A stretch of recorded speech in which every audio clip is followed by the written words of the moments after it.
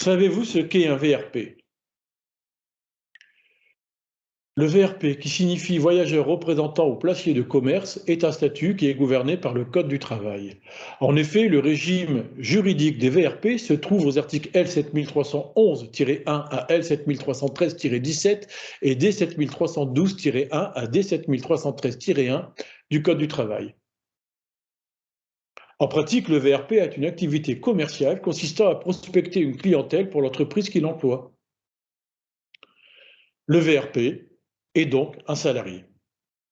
La législation sociale s'applique donc à ce dernier, tout en appliquant également un régime juridique particulier, l'accord national interprofessionnel, l'ANI, du 3 octobre 1975, fait office de convention collective pour les VRP. Par conséquent, et à défaut d'application volontaire sur le contrat de travail, la convention collective de la société pour laquelle le VRP travaille ne s'applique pas, sauf en cas de disposition plus favorable que l'ANI. On retrouve la définition du travailleur VRP à l'article L 7311-1 du Code du travail.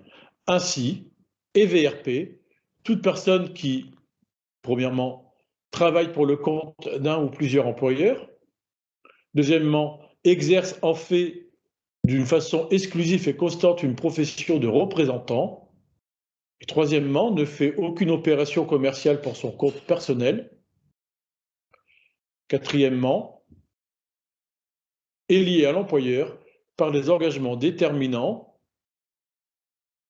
petit a, la nature des prestations de services ou de marchandises offertes à la vente ou à l'achat, petit b, la région dans laquelle il exerce son activité ou les catégories de clients qui est chargé de prospecter, c'est ce qu'on appelle le secteur, petit c, le taux de rémunération.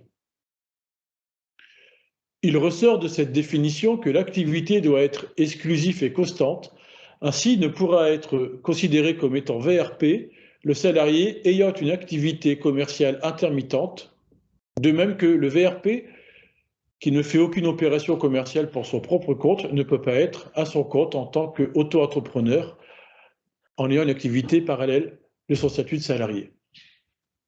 Le statut de VRP est également caractérisé par la jurisprudence. Ce dernier doit donc prospecter une clientèle à l'extérieur de l'entreprise dans le but de prendre des ordres, c'est-à-dire de prendre des commandes. C'est ce que dit la Cour de cassation du 2 mars 1989. Le VRP se caractérise donc par 3 éléments. La visite d'une clientèle existante ou éventuelle, le déplacement à l'extérieur de l'entreprise et l'obtention et la transmission des ordres, c'est-à-dire la prise de commande. À noter que si les conditions sont remplies, le statut de VRP s'impose aussi bien à l'employeur qu'au salarié. C'est ce que dit l'article L 7313 du Code du travail, c'est la notion d'ordre public. Cette notion d'ordre public, consolidée par l'article L 7312-4 du Code du travail, qui stipule « est nulle toute convention qui aurait pour objet de faire obstacle à l'application des dispositions du statut de VRP ». Une norme d'ordre public est une règle impérative que les parties ne peuvent écarter et qui répond à des intérêts primordiaux. Au terme de l'article 6 du Code civil, on ne peut déroger par des conventions particulières aux lois qui intéressent l'ordre public.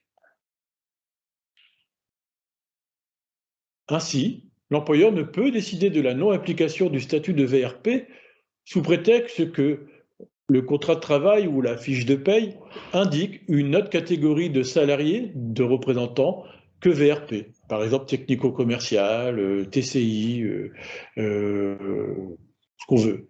L'employeur ne peut pas non plus exclure le statut de VRP sous prétexte qu'une convention collective de branche,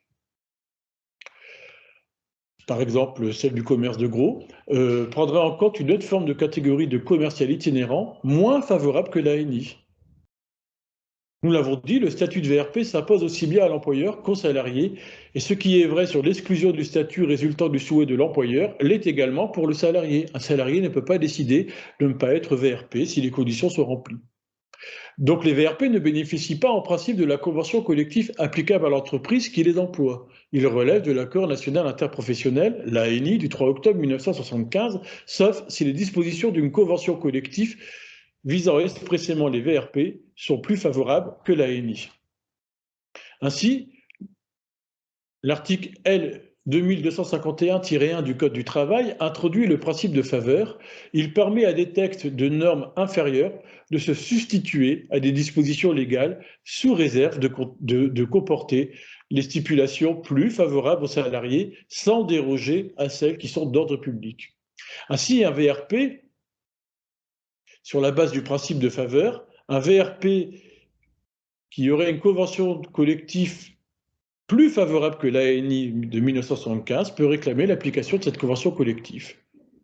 À défaut, si la convention collective est moins favorable, sur la base du principe de faveur, le VRP peut faire valoir ses droits en réclamant l'ANI et le statut de VRP. Dans le prochain épisode, nous expliquerons en détail l'accord national interprofessionnel des VRP. Bien connaître le statut des VRP et son ANI permet de mieux défendre ses intérêts et l'intérêt de la profession.